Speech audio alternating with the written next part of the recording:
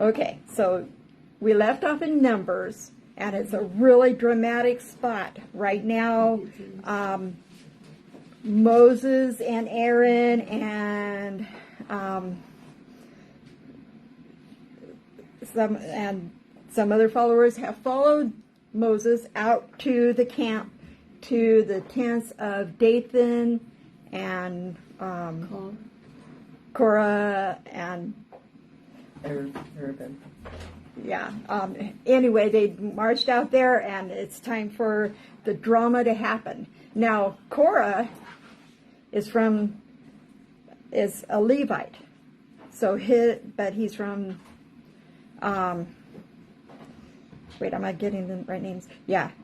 Korah is a Levite from the tribe of Kohath, so his camp is south of the tabernacle, right immediately south.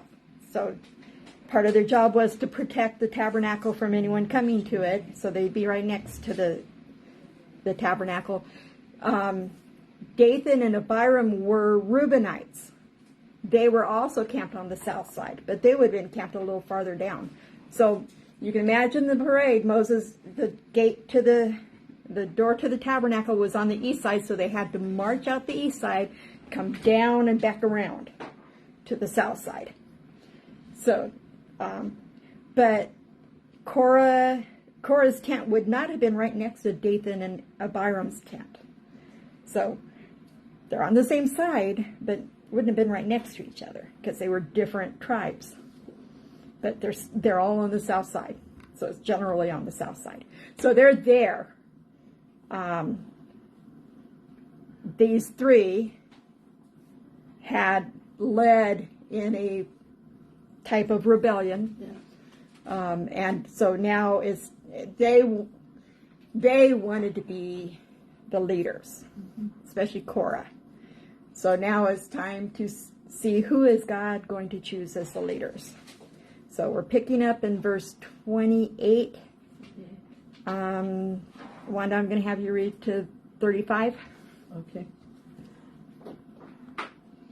And Moses said, "Hereby you shall know that the Lord has sent me to do all these works, and that it has not been of my own accord. If these men die as all men die, or if they are visited by the fate of all mankind, then the Lord has not sent me. But if the Lord creates something new, and the ground opens up its mouth and swallows them with all that belongs to them, and they shall go down alive in the Sheol, then you shall know that these men have despised the Lord." And as soon as he had finished speaking all these words, the ground under them split apart, and the earth opened its mouth and swallowed them up, and with their households and all the people who belonged to Korah and all their goods. So they and all that belonged to them went down alive into Sheol. And the earth closed over them, and they perished from the midst of the assembly.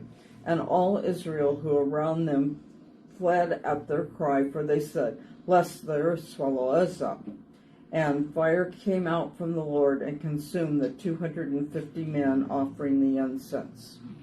Okay, so basically Moses says, if they die in a supernatural way, we know who God chose.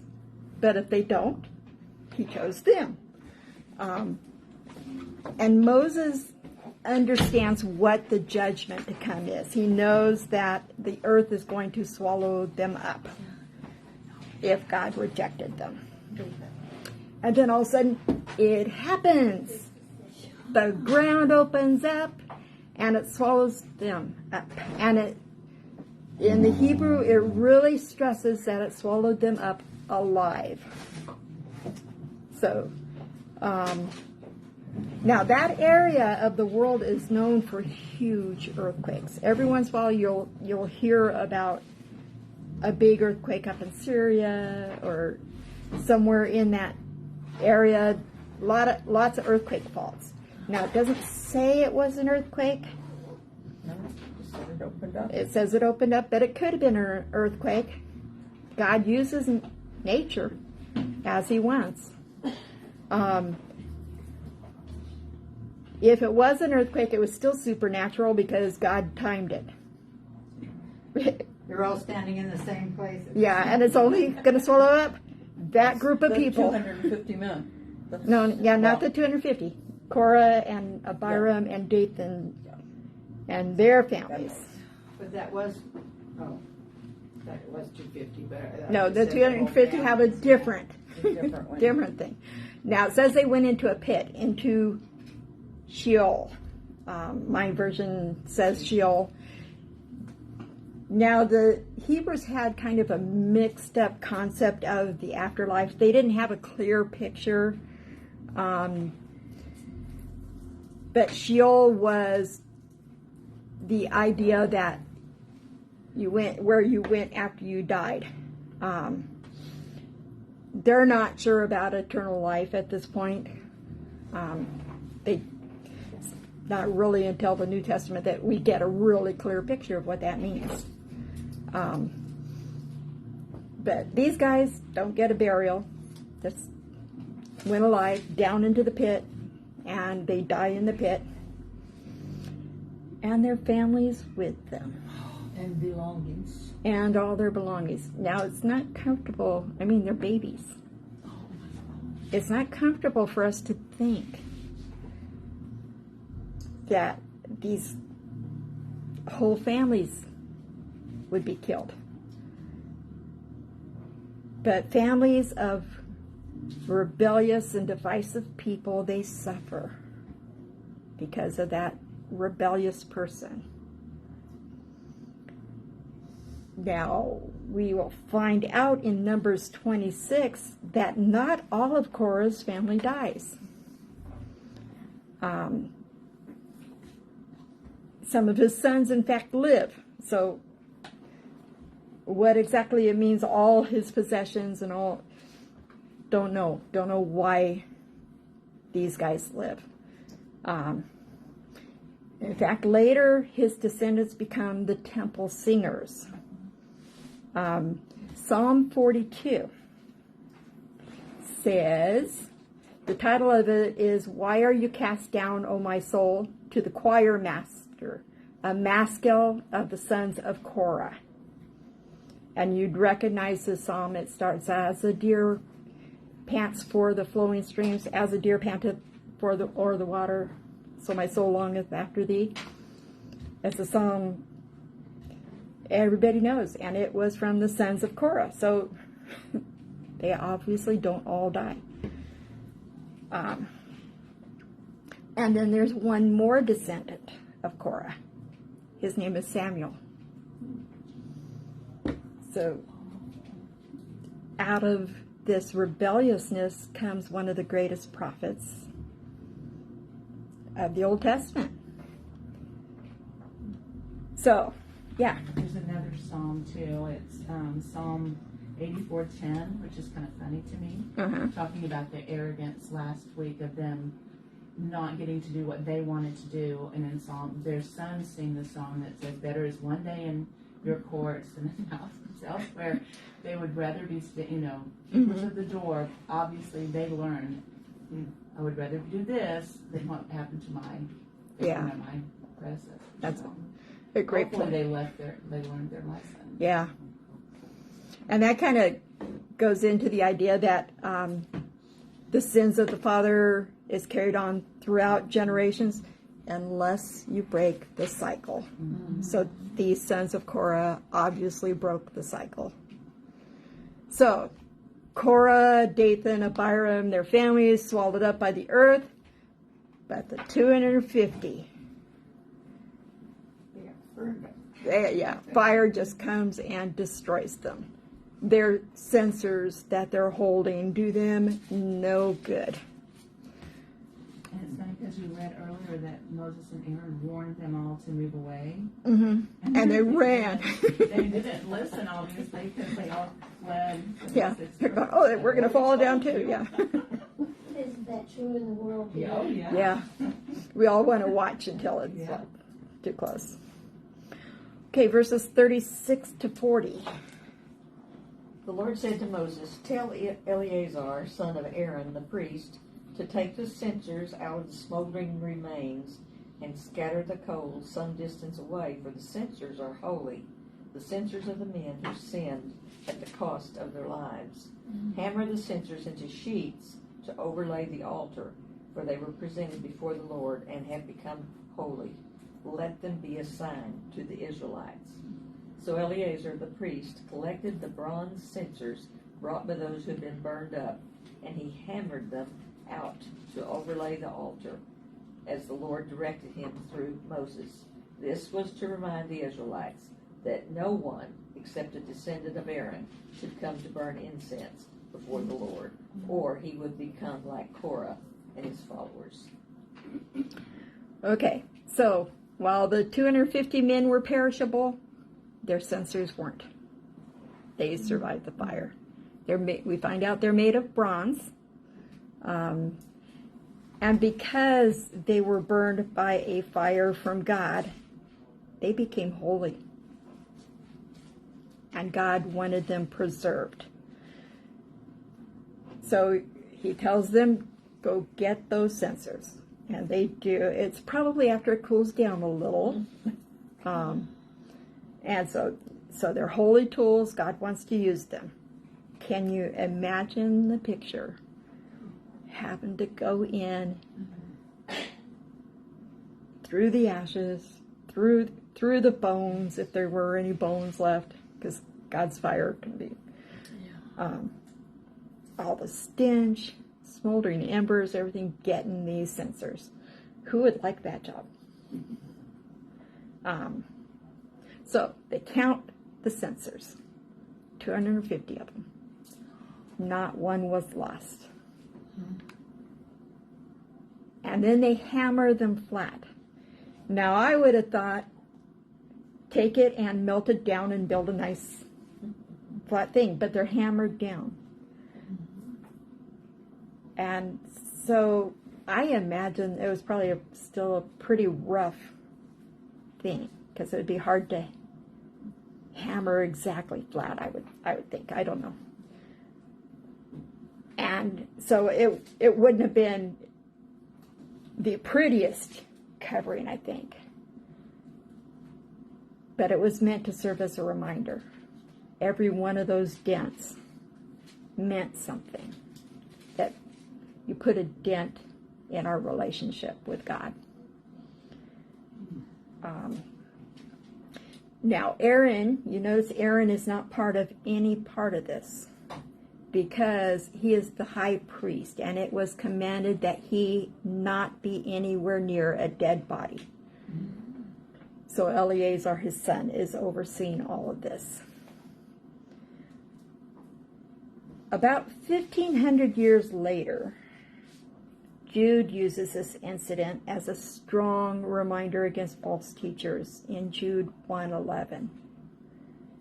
So it's something the Jews remember, this rebellion, and don't follow these guys.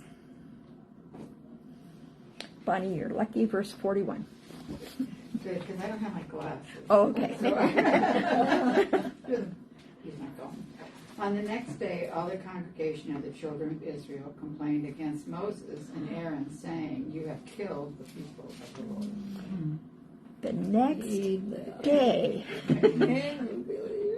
did they not learn anything? Moses probably hoped that this incident would resolve everything and they would know who was the leader, and no.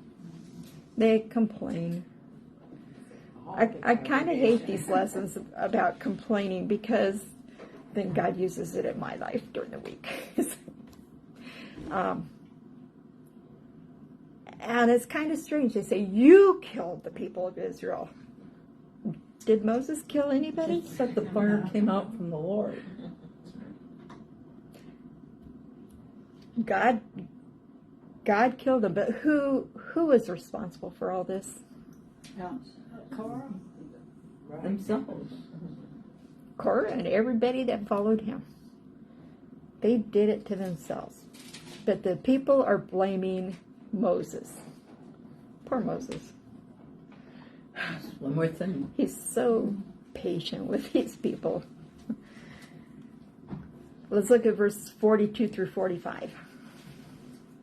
Now it happened when the congregation had gathered against Moses and Aaron, that they turned toward tabernacle of the meeting, and suddenly a cloud covered it, and the glory of the Lord appeared.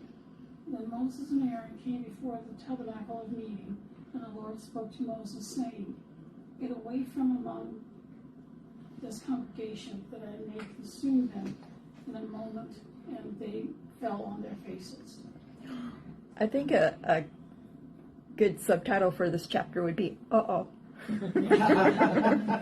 Because here comes God in all his Shekinah glory. God is coming to defend Moses, his chosen servant. And God tells Moses, stand back, I'm going to get him. Fourth time, I'm going to destroy them all and start over with you. And then what do Moses and Aaron do? They fall on their face, They fall on their faces again. praying for those These people. were, and they're praying for the people that wanted to get rid of them. That's why Moses is called one of the most humble men that ever lived, because he keeps defending these knuckleheads. And they keep coming after him, and he keeps defending them over and over again. It's a picture of God. He keeps defending us knuckleheads over and over and over again through his son. Okay, Moses and Aaron know this is a serious judgment, and this time God is going to go through with this judgment. He's not stopping it. So let's see what Moses and Aaron do about it. Verses 46 through 50. Then Moses told Aaron, take your fire pan, place fire from the altar in it, and add incense. Go quickly to the community, make atonement for them, because wrath has come from the Lord. The plague has begun. So Aaron took his fire pan as Moses had ordered, ran into the middle of the assembly, and saw that the plague had begun among the people. Then after he added incense, he made atonement for the people. He stood between the dead and the living, and the plague was halted. But those who died from the plague numbered 14,700, in addition to those who died because of the Korah incident. Aaron then returned to Moses at the entrance to the tent of meeting, since the plague had been halted. Okay, so here, picture this again. This judgment is starting, and Moses is desperate to stop this judgment. And he tells Aaron, grab your censer and go in. Go take your censer and get God's fire and go do your stuff. Offerings, the incense in the censer, it was a way to make atonement for the congregation. Again, using a censer. We just saw 250 people try using a censer. But they did it in the wrong way. Aaron was the only one authorized to do it. His one censer makes a difference. So he takes the true priestly censer and he brings atonement, and he brings purification on behalf of the Israelites. But they actually disobeyed God. They did. Do we disobey God? Oh, yeah. I'm thinking maybe I wouldn't have right after I think I saw all those people. Or whatever was going to happen next. Yeah. Is atonement an intercessor the same? No. Atonement is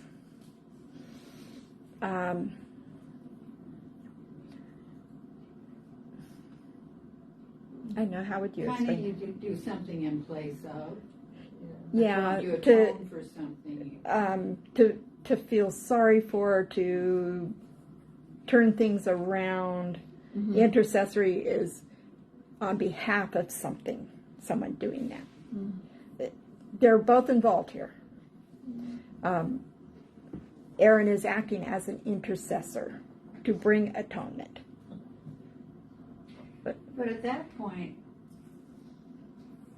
that was the only, after Christ, And that atonement, I don't think, I mean, no one else is going to atone for us, and I don't think biblically anybody atones for anyone else after Christ. So No.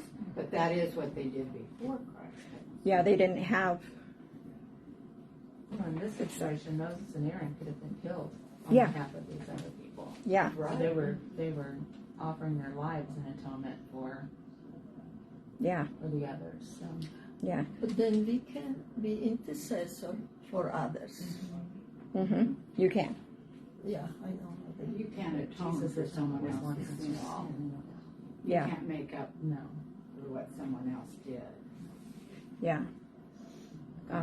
Jesus was Still once trying to and think of the all, right words so. for atonement. Yeah. Next week. What's that? Next week. Yeah, next week. So the fire that Korah and his companions used was what was considered strange fire. It was unauthorized fire. Moses tells Aaron, go get the fire from the altar. Go get God's authorized fire. And Aaron's the only one authorized to do this. So this judgment is a plague and it's spreading like wildfire, and Aaron runs into the midst of it. In the midst of that danger, to rescue those that wanted him dead. It's a picture of Christ. Christ went in to danger to rescue those who wanted him dead. Would Korah have done the same thing? No. He probably would have said they deserve what they get. And they do.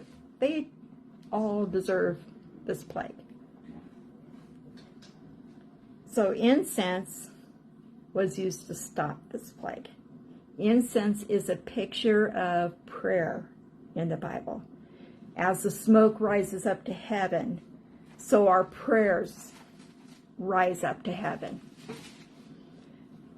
This is a picture of Aaron interceding for the people, just as Jesus intercedes for us. So the plague stopped with Aaron's prayer. Intercessors today, they do the same thing. They stand between the dead and the living, begging for God's mercy and preserving life with their prayer. So intercessory prayer is so important. It's also a picture of Jesus standing between us and the judgment we deserve. So in this plague, 14,700 people die. So altogether about 15,000 people died because of these 3 or 4 guys, depending on if you include on in there or not. They wanted to promote themselves. I'm surprised that there were so many there. So it shows that plague really, really spread like wildfire. It just went through it. So could you imagine if Aaron had not interceded? It would have been the whole camp. It would have been millions. So We probably have a different perspective of 14,000 dying from a plague after COVID. Right. yeah, true. Before that, we You would. think so? Yeah. Just here in America? Oh, in Oh, no. in America we I had mean, I'm just talking about the numbers. Yeah. I mean, if we said so many people died from a plague, Oh, yeah. we have a better perspective now Yeah. because of the Yeah. millions. we've that seen died. it. Yeah. Okay, now into number 17, verses 1 through 3. 1 through 6? 3. 1 through 3. The Lord instructed Moses, speak to the Israelites and take one staff from them for each ancestral house. 12 staffs from all the leaders of their ancestral. Write each man's name on his staff. Write Aaron's name on Levi's staff, because there must be one staff for the head of each ancestral house. Okay, we don't know what the time span was between the last incident and this incident. But this is going to be another test to see who is God's chosen, because they just don't seem to quite get it. So they get a rod or a staff. I brought a staff from the leader of every tribe. It says 12 of them. Although the rebellion was led by Korah from the tribe of Kohath and Reubenites, everybody participated. So everyone's going to participate in this test. So staffs or rods, you may say rod, they were symbols of authority. Now shepherds would use a rod to guide their sheep. It's like a walking stick, or it's never a green branch. It's always a dead piece of wood, because the green branches are not strong. You have to dry them out to have them be strong. So could you imagine anything growing out of this? Moses had experience with a staff because he had tended sheep for Jethro. So he had his staff to use. Later, his staff would become known as the rod of God. It's a symbol of the authority that God gave to Moses. So, what are some things that happened that you can remember happened with Moses / Aaron's staff? This Part of the Red Sea. Part of the Red Sea? Stuck it through water out of the rock. Yeah. Thing to do. Turned into a snake. It became a snake. Yeah, let's throw this down and see if it becomes a snake. Then they You wanna lifted do- it up, and then so if the people saw it, he said, Yeah. It brought forth the plagues of frogs and lice and hail and locusts. It was raised in prayer over Israel during battle. Moses used it to strike a rock and bring forth water.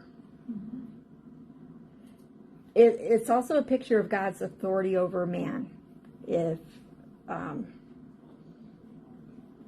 But it can be a source of comfort if you remember the 23rd Psalm. Thy rod and thy staff, they comfort me.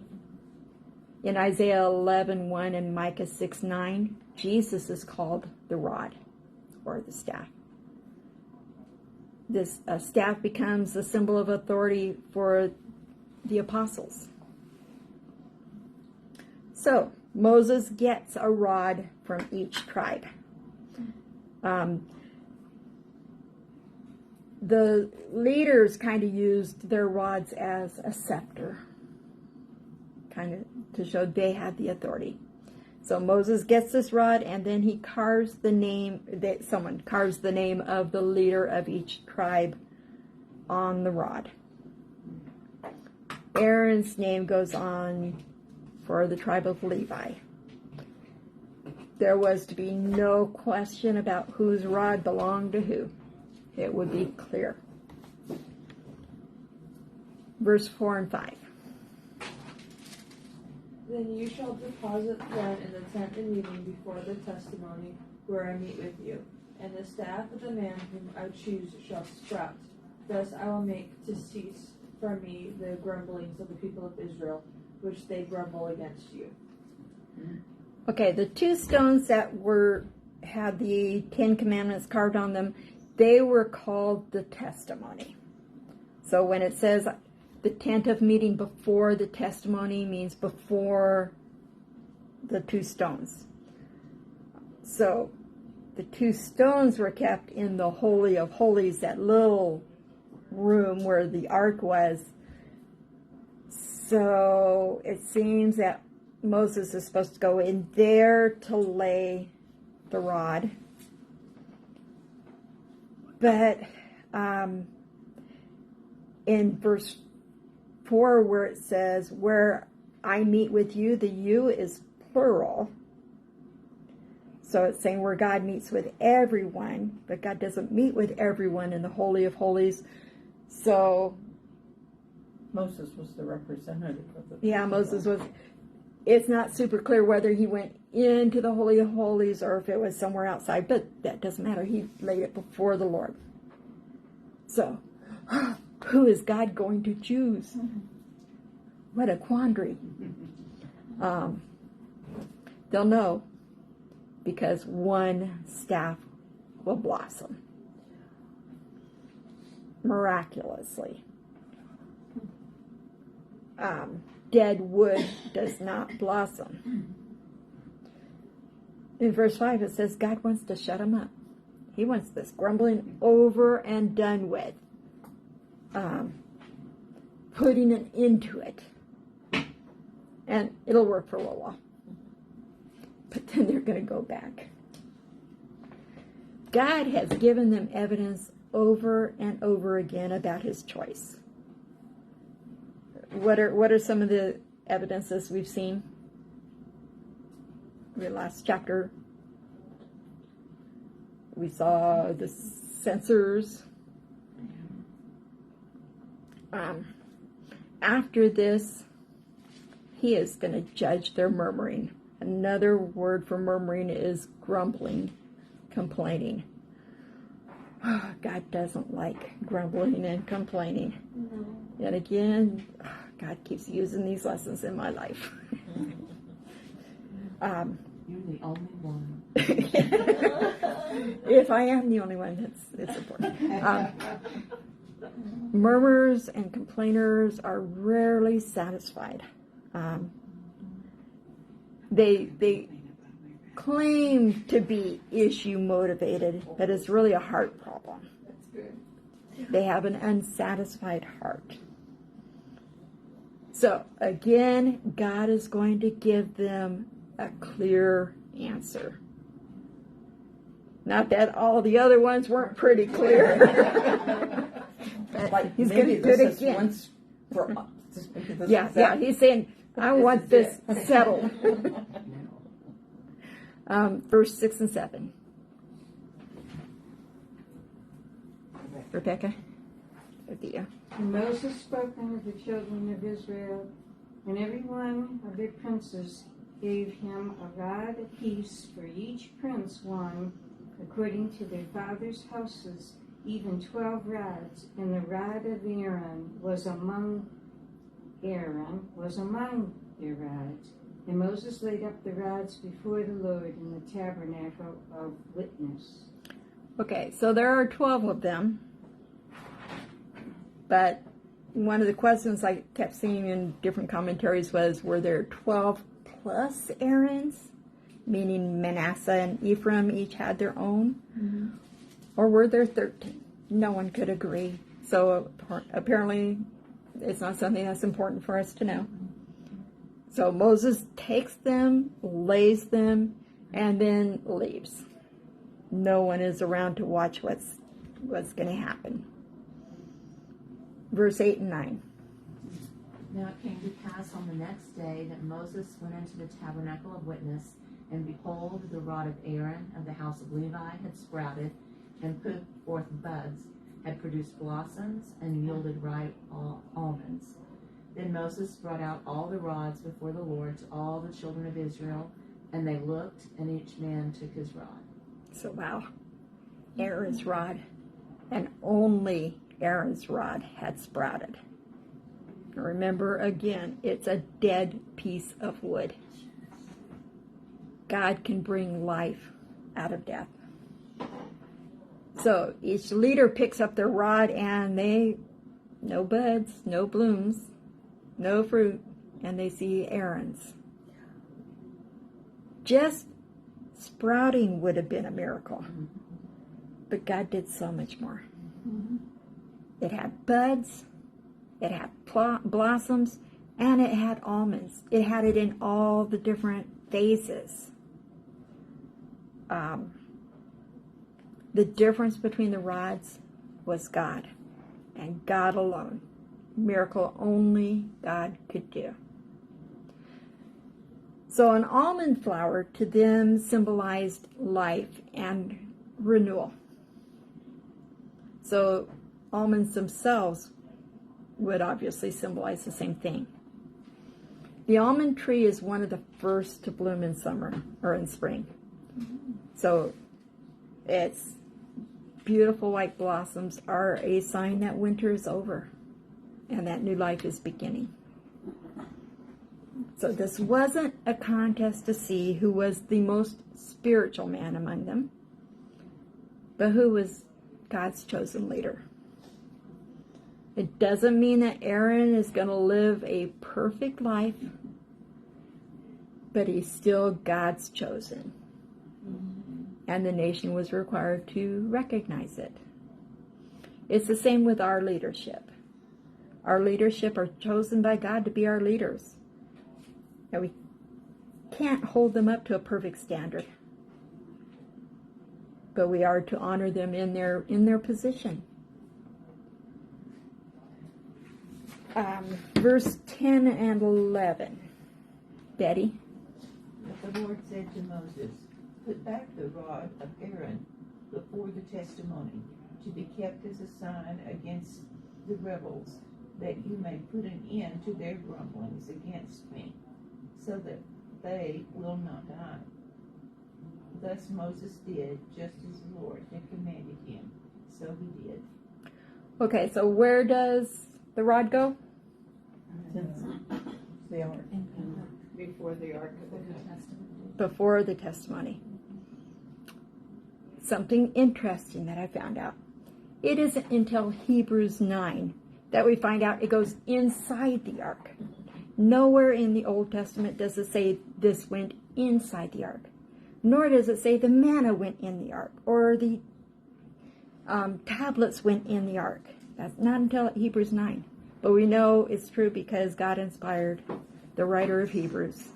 So we know these things were in the ark. At this point, or were At this point, when it says before the testimony, according to Hebrews, inside.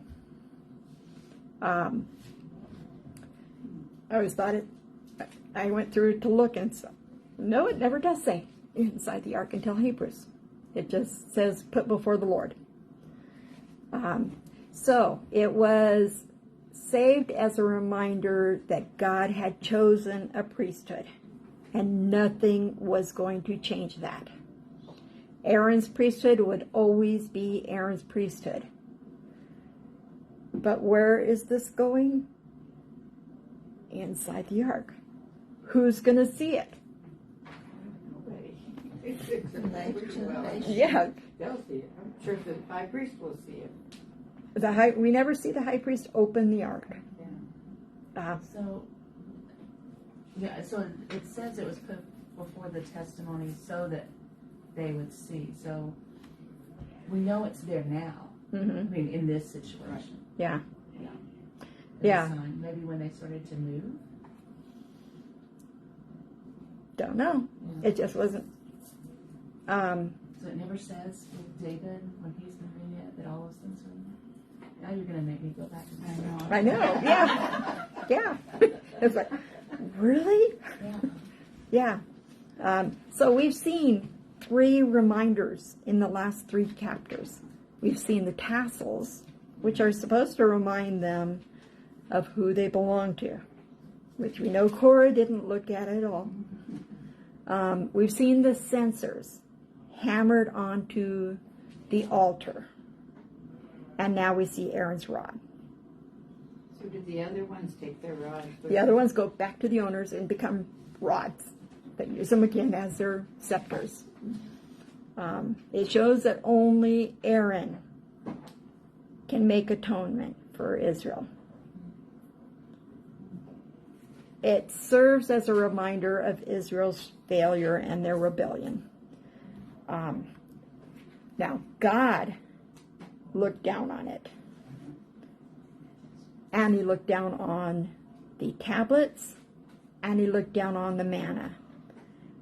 And what did he see? He saw rebellion. He saw the law they broke.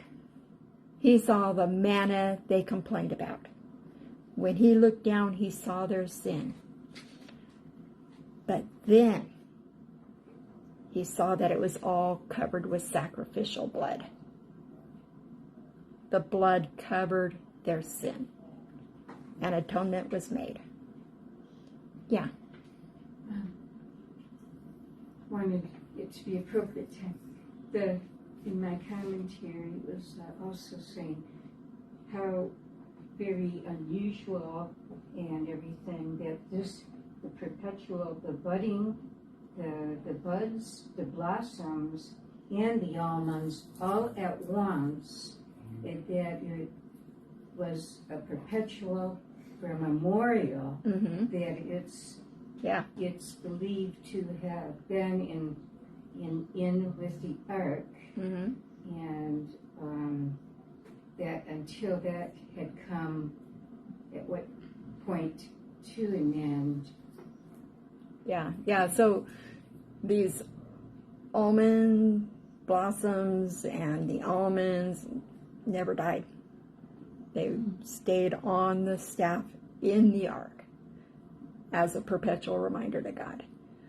It also shows that it's like the fruit of our lives.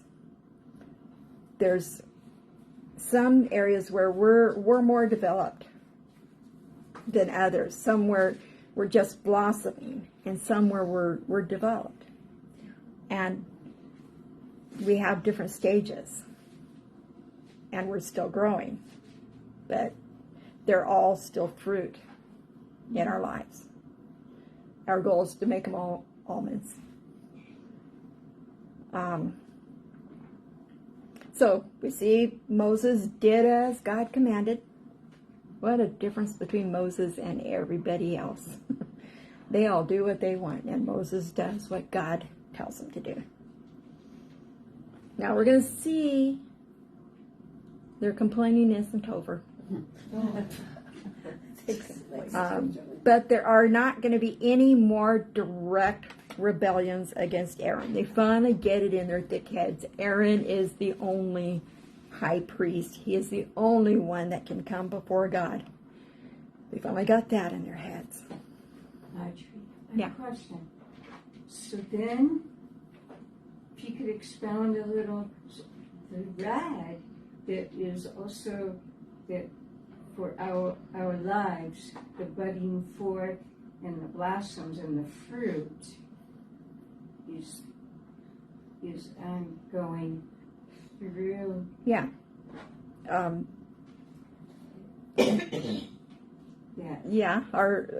As we're developing fruit, I'm not sure what else It's a picture then also of us. of Of how we're kind of dead vessels because of our sin, but God is growing new life in us through these, through the sacrifice of His Son, our rod. Although I do have to caution, sometimes we can get too far in carrying analogies. Now I'm looking for the meaning of that life in us. That's kind of where I'm not like getting really, I just, I love the knowledge of how that affects us and how it's supposed to be a picture in our lives. Well, think about fruit. Okay, fruit starts out as a bud, and then it's green, and Gets ripe. and then it gets ripe.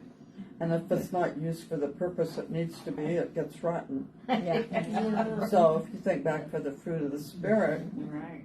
we have the joy, but if it's not used for that purpose, it can go bad. Yeah. That's a good one. And we're gonna study this more, of course, when we get to the New Testament. But one thing I've learned about the fruit of the Spirit: love, joy, peace, patience, kindness.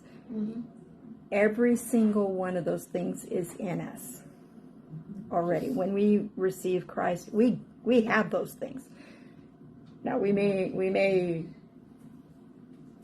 not take advantage of it, We need to learn to grow in it, but it's there. If we just let it be there, we don't quench it. Yeah, So we have to let it grow. we don't need to pray for patience. It's there. We have to use the patience that's there. And same with all the other fruit. So, but we will talk about that a lot more in the New Testament some year when we get there. Okay, let's look at verses 12 and 13. So the children of Israel spoke to Moses, saying, Surely we die, we perish, we all perish. Whoever even comes near the tabernacle of the Lord must die. Shall we all utterly die? So they know they're in trouble. They finally understand Aaron is the religious leader, Moses is the political leader. Don't question that again. Now, are they sorry they sinned? Haven't they said that before? Something similar. Are they sorry they sinned, or are they sorry their rebellion didn't work? I was saying the difference between them and Moses and Aaron fell on their faces, and here they're only concerned about themselves dying. Yeah. And they're not acknowledging God. Yeah. They've seen all their supposed leaders die in the coup, and they think they're next.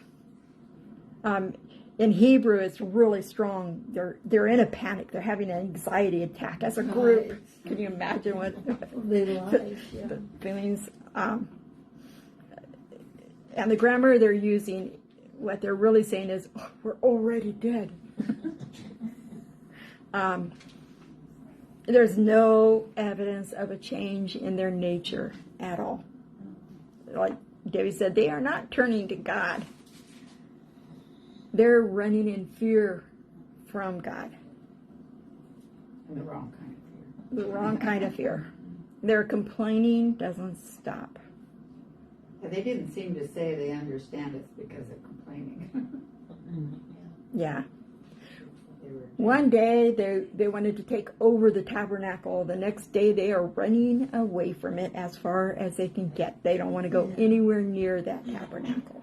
Do you think the Levites, the ones that, not the high priest, but the Levites, maybe the ones who were helping, I guess that was just the son, do you think they understood better, or do you think they got involved in that? Oh, they were Kohath. Now, because they both start with K. Kohar from the tribe of Kohath. That's a Levitical tribe. He was one of the leaders. It was almost like they were not as good as the priests. They wanted to be the priests. They're more like the deacons that want to be the pastor. And that's problems. So remember, we've talked about a pattern in Numbers before. As Israel sins, they get a punishment, and then God gives the rules again. So, chapter 18, the rules. They don't understand consequences. They don't. No. I mean, I think that's important for all of us. Yeah. That's something that kids need to learn pretty early is, you can do what you want, but but there's still an outcome. I mean, even as I think as Christians, we still are going to sin, and there still may be a consequence. Yeah, God will forgive the sin, but we have to pay for the consequences of the act. Right. So there's a New Testament application. Mm-hmm. Romans 3, Romans 6. Yes. Yeah. Okay, so Numbers 18 is all rules. There's not a lot that we haven't seen. There's a few things. So we're gonna read it. Verse 1. It said, "The Lord said to Aaron, you, your sons, and your family are to bear the responsibility for offenses connected with the sanctuary, and you and your sons alone are to bear the responsibility for offenses connected with the priesthood." So basically, Aaron, you and your sons are the priests. We've heard that before. What's interesting, who is God talking to here? Aaron. That's pretty unusual. Usually he talks to Moses or Moses and Aaron. And So he usually talks to Moses, and then Moses gives the instructions to Aaron. The only other time God talks to Aaron alone is in Leviticus 10. But it makes sense for God to talk to Aaron because this is about the priests and the Levites. Not the whole congregation. No, just about everything in this chapter is a repeat, but they need to hear it again. So the priests at this point, Aaron and his sons, and then his descendants are accountable to God for their duties. Now, what the people around saw as a privilege, because they kept wanting to become the priests, God saw it as something to be held accountable for. With this office comes a lot of responsibility. If anything happens to that sanctuary, the priests were held responsible. God never gives authority without accountability. They always go together. So you may want a better position, but you're going to have more responsibility with it. Verses 2 through 7. Also bring with you your brother of the tribe of Levi, the tribe of your fathers, that they may be joined with you and serve you while you and your sons are with you before the tabernacle of witnesses. They shall attend to your needs and all the needs of the tabernacle, but they shall not come near the articles of the sanctuary and the fathers, lest they die, they and you also. They shall be joined with you and attend to the needs of the tabernacle of meeting, for all the work of the tabernacle, but an outsider shall not come near you. You shall attend to the duties of the sanctuary and the duties of the altar, that they may be no more wrath on the children of Israel.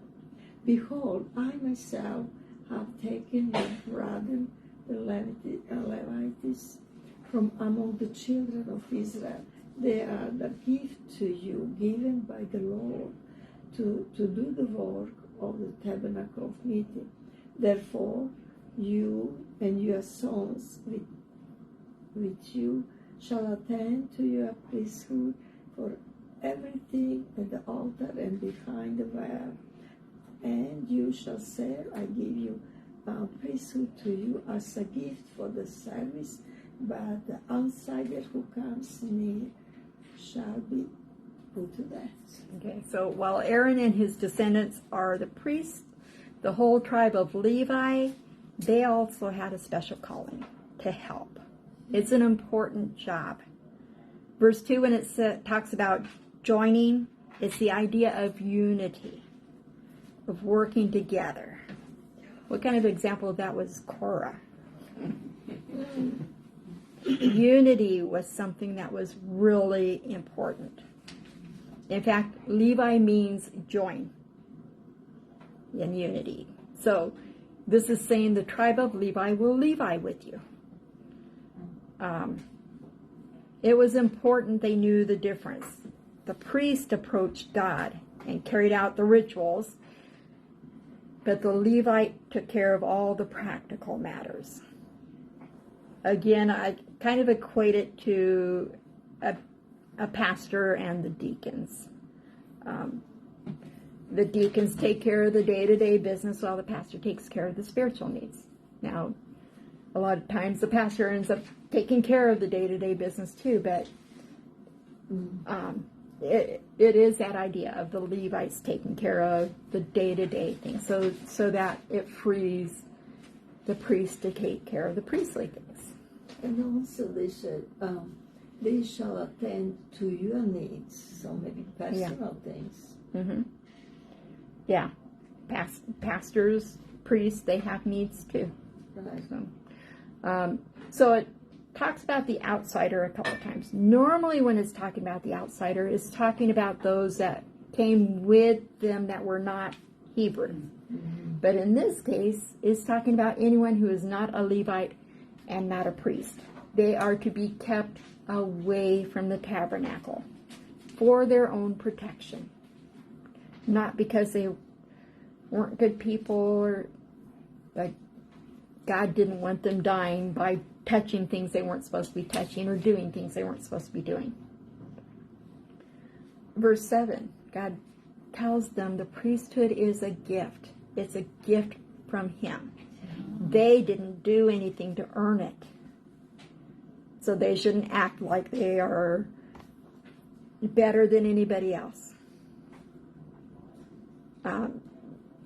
It was obvious that people looked at Aaron and thought, oh, how lucky you are to be high priest.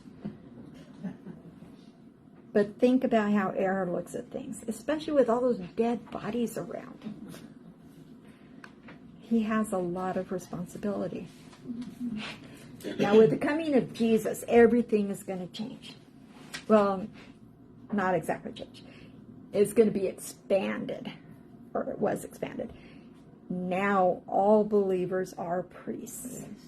We all have direct access to God. We don't have to go through anybody else. Worship and service are no longer separated. We are a priesthood of believers. And that seems like a good place to stop. Next, 18:8. Yes, we're going to start in chapter 18, verse 8. Okay, I'm going to shut this off.